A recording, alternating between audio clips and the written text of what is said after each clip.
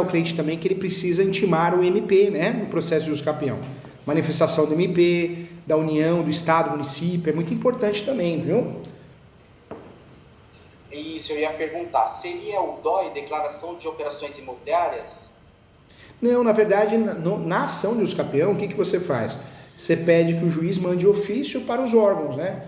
As procuradorias, União, Estado, município e MP. E aí esses órgãos, essas instituições vão responder que não tem interesse na causa normalmente. Certo. Então, na ação, tem que comunicar a União, o Estado e o município. E o município. Na ação, quando abrir a ação. Quando abrir a ação. Na verdade, lá no pedido, você vai pedir. Vai pedir para se manifestar. Certo. Tá, perfeito. Eu posso fazer no cartório lá de... É indiferente fazer no cartório de Jandira? O doutor indica algum cartório que... Né, o uso capião judicial, você não pode fazer onde você quer. Na verdade, você é obrigado a fazer, conforme a legislação brasileira, conforme o Código de Processo Civil, você é obrigado a fazer no fórum da localidade do imóvel. Se o imóvel é em Carapicuíba, é o fórum em Carapicuíba. Se o imóvel é em Jandira, fórum de Jandira, entendeu? Ah, sim, sim. Ah, entendi. Então, entendeu? Eles vão procurar o doutor, tá? O doutor vai abrir no fórum de Jandira. Na verdade, eu falei errada a pergunta. Seria a ata notarial. Ata notarial. Tendo boas provas, eu sou obrigado a fazer a ata notarial? Ou não? Deixa eu te explicar algo importante sobre a ata notarial, que eu falo até no meu livro Direito Imobiliário de AZ. A ata notarial precisa tomar cuidado. Já aconteceu o caso no escritório que o cliente ele foi no cartório e falou: quero uma ata notarial. O cartório quis empurrar uma ata notarial de uso capião extrajudicial, só que não é o caso. Você tem uma ação de uso capião, então é uma ata notarial mais simples. A ata notarial de uso capião extrajudicial é toda cheia de requisitos, pressupostos, conforme o provimento, né, 65 do CNJ. Então tem que explicar para o tabelião, o escrevente, falar: ó, não é uma ata para fazer uso capião extrajudicial, é uma ata só para eu juntar no processo judicial de uso capião, entendeu? E cuidado também, tem juiz ou juíza, maldoso, maldosa, ou por falta de conhecimento, que eles soltam um despacho assim: junte a ata notarial. Aí você tem a opção de fazer, para não criar problema, atrito, ou a opção de falar: olha, no uso capião judicial não sou obrigado a juntar uma ata, eu tenho outros meios de prova. Porque o que tem juíza fazendo confusão... Imagino. Deus do céu. Tá, então lá no momento de pedir a ata notarial, eu tenho que informar que seria para juntar no processo judicial. Judicial. Por quê? Porque é uma ata notarial mais simplificada, entendeu? Certo. O doutor indica algum cartório assim que não teria tanto esse problema? Ou eu mencionando esse ponto? É muito a forma que você pede o serviço também, né? Você fala: olha, eu quero uma ata notarial para juntar no processo e os capião de arrendamento. Não é uma ata notarial extrajudicial. Pronto, resolveu o problema. Eles vão saber fazer corretamente. Agora, se você chega no cartório e fala: eu quero uma ata notarial de uso capião, pronto, eles vão te empurrar porque estão achando que é uma uso capião extrajudicial, entendeu? Entendi. Perfeito. Deixa eu ir para a próxima. Vai ficar craque, hein? Vai ficar craque, hein? É a intenção, doutor. E espero procurar sempre que necessário surgir dúvidas. Ah, vem sim. É um prazer. Você ganhou um amigo aqui. Mais que um professor, você ganhou um amigo que é teu bem, viu? Bacana, doutor. Imóvel, por exemplo, esse futuro posseiro, ele era proprietário de imóvel de herança, né? Porém eles venderam recentemente, finalizou a venda há 15 dias atrás. Não tem nenhum problema, ele não tem mais imóvel no nome dele. Tá. Não tem problema, né? Na verdade, isso é outro boato, viu? É outro boato. A gente escuta cada besteira sobre uso capião. Meu Deus do céu. Eu escutei uma semana passada de um advogado também. É complicado. São boatos bobos, né? Em relação ao uso capião, tem muitos boatos bobos. Eu não posso ter imóvel no nome. Eu não posso fazer uso capião se o imóvel é superior a 250 metros quadrados, a 50 hectares. Não é verdade. Tem 36 espécies de uso capião. E aí tem groselha na internet falando que só aprende 5, tá bom, hein? Faz meu curso, aprende 5 espécies e tá bom, viu? Porque na prática só usa 5. Ele está subestimando os alunos, as pessoas, né? Tá vendendo o curso e aplicando um golpe. Porque se tem 36 espécies e eu vou te vender um curso que só tem 5, pelo amor de Deus, né? É um golpe, né? É porque não conhece as 36 espécies, então fala que as outras não usam. Claro que usa todas, senão não tinha. Nós temos 36 espécies de uso capião. Tem uso capião que eu vou usar quando o imóvel não tem registro em lugar nenhum, que é o uso capião de vício registral. Tem uso capião que eu vou usar quando o imóvel tem origem da Igreja Católica, uso capião paroquial. São espécies que vai facilitar a minha regularização. E tem os capião que eu vou ter limites de metragem. Não posso ter outros imóveis no nome, mas não são todos. Você pega o extraordinário, o ordinário, não importa se eu tenho imóvel no nome ou não no Brasil, se eu tenho outras ações de uso capião, se é pessoa jurídica ou pessoa física. Então, mais um segredo sobre o uso capião que a gente não aprende na faculdade, né? Uso capião não tem limite de metragem. Depende da modalidade, da espécie, do tipo que você vai escolher. Algumas têm, outras não. Entendeu? Perfeito. Pode ser que, dependendo da modalidade, não pode ter imóvel no nome ou não. Isso. É isso aí. Se você cair na modalidade constitucional, especial, constitucional, urbano ou rural, tem limite de metragem. O rural, 50 hectares. Urbano, 250 metros quadrados. Mas nessas modalidades, em outras, pode ser que o imóvel seja superior. Acabamos de ganhar uma ação de uso capião aqui no escritório, um imóvel enorme. Tinha 850 metros quadrados. Então, não é verdade. Isso é um boato bobo, viu? Tem muita gente vendendo curso na internet, gravando, né, conteúdo na internet, falando besteira, né?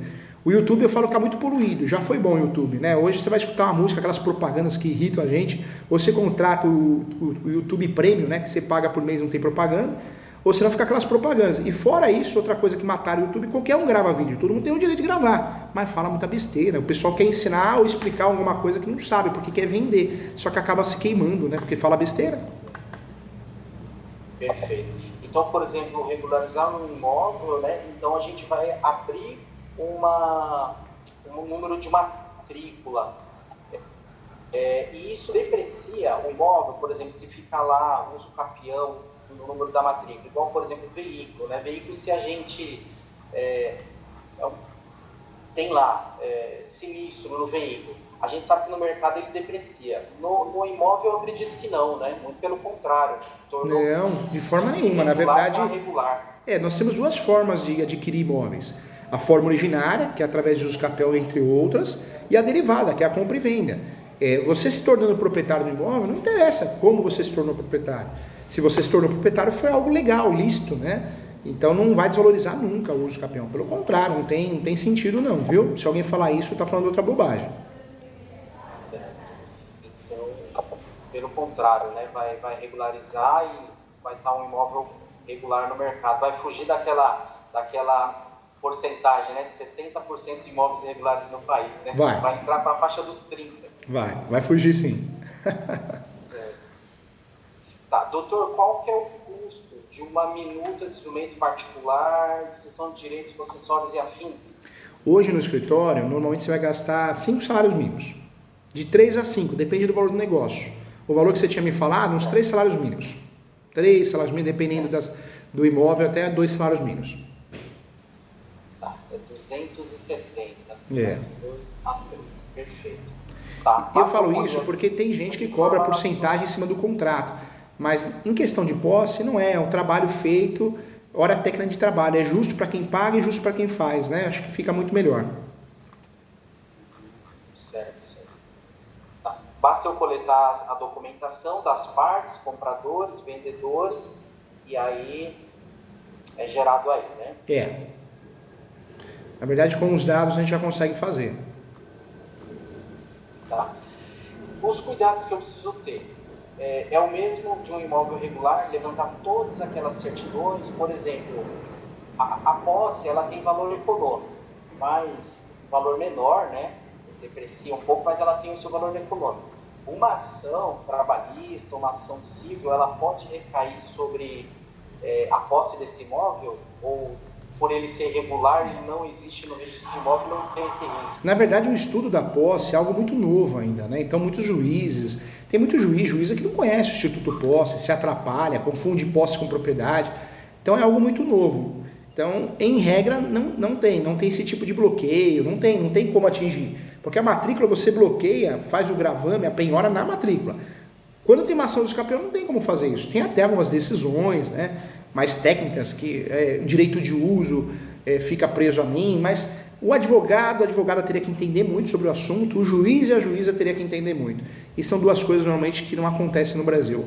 Ou um lado ou o outro é muito fraco, ou os dois, inclusive. Por isso eu sempre falo para os nossos alunos que quando você estuda, dá para você fazer algo diferente no mercado, porque Direito, tem muita gente formada em direito, mas é portador de OAB, né? Não tem condições nenhuma de advogar. Tá. Eu fiz essa pergunta porque eu imaginei o seguinte cenário. Os posseiros atuais, eles, supondo que eles forem empresários em algum momento, né? E tem uma demanda lá trabalhista para o funcionário e o funcionário é vizinho lá e sabe que ele tem essa posse. Ele poderia entrar com uma ação com o advogado e falar, olha, eles têm esse imóvel, eles são posseiros. Eu pensei nessa possibilidade. Entendi. E deu que ninguém, eu não sou melhor que ninguém é melhor que ninguém nessa vida, todos somos iguais, mas eu vejo pelos alunos, dou aula todo dia, o povo não estuda, o advogado não se especializa, o advogado, ele quer atuar em todas as áreas, achando que vai ganhar dinheiro, não trabalha por amor e trabalha enxergando os vídeos no Instagram, que o outro ficou rico, então, e não é só no direito, né, mas a sua área também, né, que é uma área conexa, na corretagem também, o mundo tá esquisito, né, o mundo tá muito superficial, né, eu vivo de aparência, né, então tá assim. Certo. Tá, deixa eu para a próxima aqui, doutor.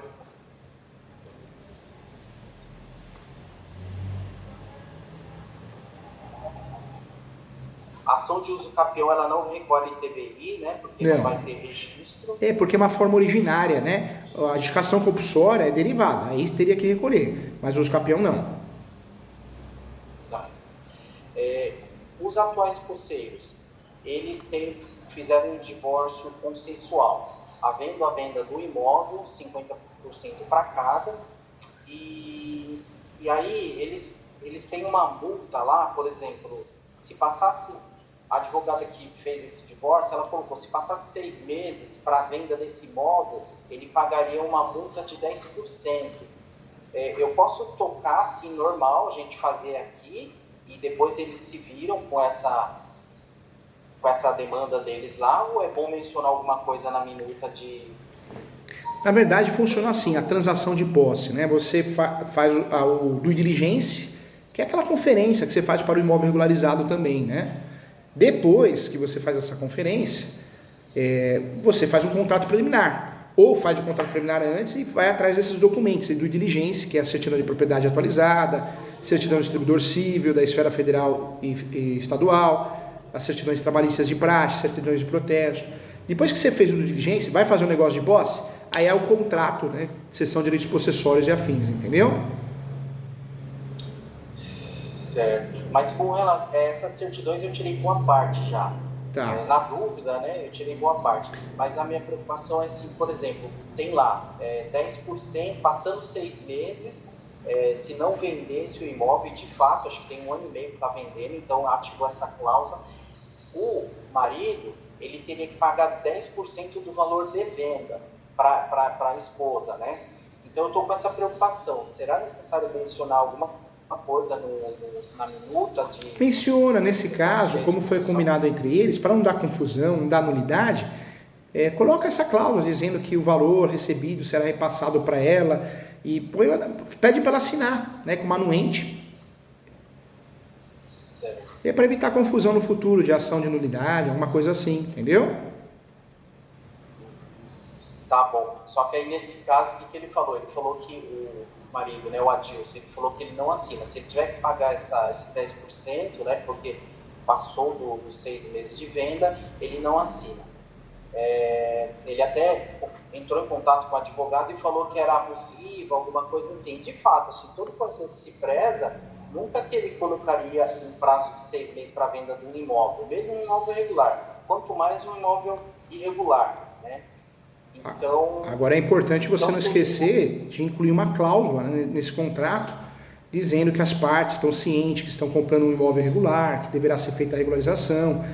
Por quê? Porque o ser humano é terrível, né? Tem muita gente boa, mas tem muita gente ruim. Amanhã essa pessoa se arrepende do negócio, olha, o corretor me induziu uma ova, ela sabia o que estava comprando, sabia que era um imóvel irregular, por isso pagou um valor bem menor. Mas o ser humano é terrível, né? Tá. Então seria bom, por exemplo, os atuais posseiros, pelo menos ela mencionar que ela está abrindo mão dessa cláusula de 10%, fazer um documento à parte. Pode fazer um documento à parte ou pode criar uma cláusula no contrato de cessão de direitos possessórios também, viu? Que ela está abrindo mão desses 10% da multa. Exatamente, verdade. Tá, perfeito. E se você se especializar nesse tipo de negócio, é muito legal. Faltam bons profissionais, viu? Faltam, Cristian, faltam. O pessoal fala muita bobagem, né, Cristian? Fala muita bobagem. Eu tenho alguns corretores aqui, algumas corretoras que mexem com posse, áreas irregulares. E eles fazem muito bem as coisas, né? Não se complicam junto ao Cresce, porque eles estão fazendo a intermediação. É claro que o Cresce orienta a intermediar imóveis regularizados, mas quando você... Por que o Cresce tem esse entendimento? Porque o pessoal faz muita bobagem, né? Quando você faz tudo certinho, contrato certo, o Cresce não vai aplicar nenhuma sanção nesse sentido, porque você está transacionando um imóvel e as partes estão sabendo o que estão fazendo, entendeu? Eu costumo dizer, não tem preço uma boa noite de sono, né? Uma noite tranquila. Não tem, né? não tem. Não fazer tem. as coisas certinhos, né? É a melhor coisa. É a melhor coisa. Tá. Deixa eu ver a próxima aqui. Mas o que a gente está conversando aqui, você viu quantos segredos importantes, né? São objeto de muitas dúvidas e o pessoal fala muita bobagem e acaba emperrando o negócio em virtude dessas bobagens, né? Exatamente. E emperra, viu, Christian? Você pega, hoje em dia, o curso de Direito, eu falo que virou, né? Abriu um leque, muita gente fez Direito. Aí você pega o cunhado, a cunhada, o irmão, a irmã, que está fazendo Direito ou fez Direito, mas não é advogado, é o portador de OAB, portadora de OAB, só tem OAB lá na carteira, não sabe usar, não sabe o que faz. Ele sai dando palpite. Olha, é uma fria comprar esse imóvel irregular, viu? Porque eu aprendi que imóvel só é dono quem... Ou seja, não sabe nem o que está falando, não sabe nem o que é a Lei 6.015, mas fala, né? Então os palpiteiros de plantão no direito é o que mais tem, né? Por isso você tem que falar, por isso você, Cristian, tem que falar com propriedade, você entende, você sabe o que está falando, entendeu?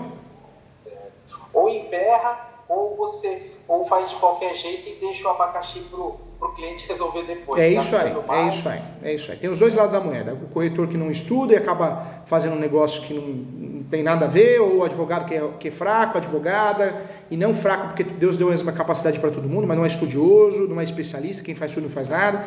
Essa é a verdade, né? E os palpiteiros de plantão estão aí, para dar palpite, né? Exato. Por exemplo, os novos posseiros, eles comprando, o ideal é que eles façam a declaração dessa posse no imposto de renda, né? Isso daí também conta como uma prova forte. Conta como uma prova forte. Certo. Deixa eu ver a próxima.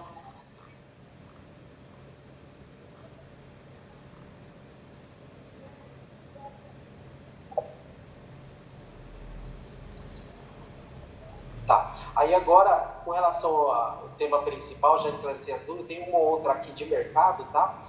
Por exemplo, um contrato de locação com 3 herdeiros. Na verdade, eu fiz isso e depois que eu me atentei, porque poderia ter feito melhor, né? Eram 3 herdeiros, inclusive eram eles. Só que eu mencionei somente um casal no contrato de locação. Foi feito várias locações, nunca deu problema.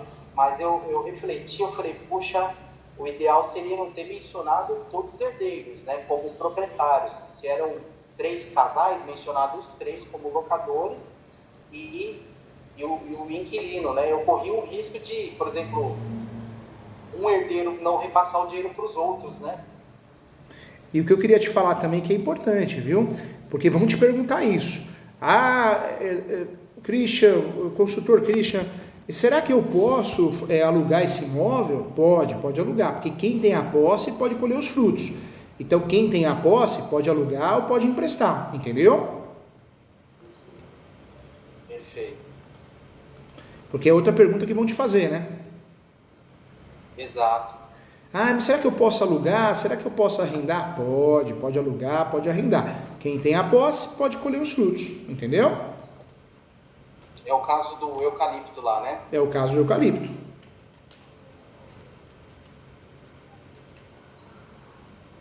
Tá. No caso de uma ação trabalhista, doutor, um proprietário que tem vários imóveis, tem ação trabalhista, não acertou, qual é o critério que o juiz ele adota para penhorar o imóvel? Na verdade, poucos juízes no Brasil conhecem o Instituto Posse. Então, o juiz ele não vai imaginar que ele consegue bloquear os direitos possessórios, salvo aquele mais estudioso, mais estudiosa, né? Certo. No imóvel regular. No imóvel regular. Qual critério que o juiz ele adota? Na verdade, ele vai bloquear, na verdade, não é ele que bloqueia, né? A parte vai pedir. e ele vai mandar um ofício para